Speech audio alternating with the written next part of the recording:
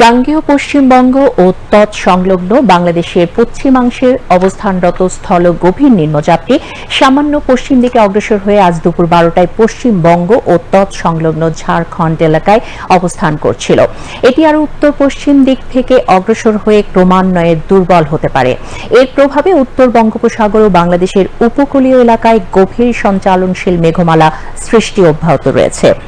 আবহাওয়া অফিস জানিয়েছে, এর প্রভাবে বাংলাদেশের উপকূলীয় এলাকা, উত্তর বঙ্গোপসাগর ও সমুদ্র বন্দরসমূহের উপর দিয়ে ঝোড়ো হাওয়া বয়ে যেতে পারে।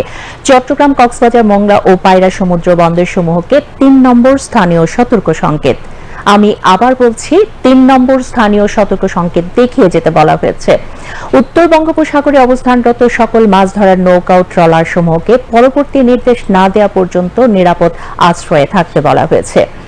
এদিকে আজ সন্ধ্যা ৬টা পর্যন্ত আবহাওয়ার পূর্বাভাসে বলা হয়েছে, রাজশাহী ও খুলনা বিভাগের অধিকাংশ জায়গায়, রংপুর বিভাগের অনেক জায়গায় এবং ময়মনসিংহ, ঢাকা, বরিশাল, সিলেট ও চট্টগ্রাম বিভাগের কিছু কিছু জায়গায় অস্থায়ীভাবে দমকা হাওয়া সহ হালকা থেকে মাঝারি ধরনের বৃষ্টি অথবা বজ্রসহ বৃষ্টি হতে পারে। সেই সঙ্গে রংপুর, রাজশাহী ও খুলনা বিভাগের কোথাও কোথাও মাঝারি ধরনের ভারী থেকে ভারী বর্ষণ হতে পারে। সারা দেশে দিন এবং রাতের তাপমাত্রা সামান্য বৃদ্ধি পেতে পারে।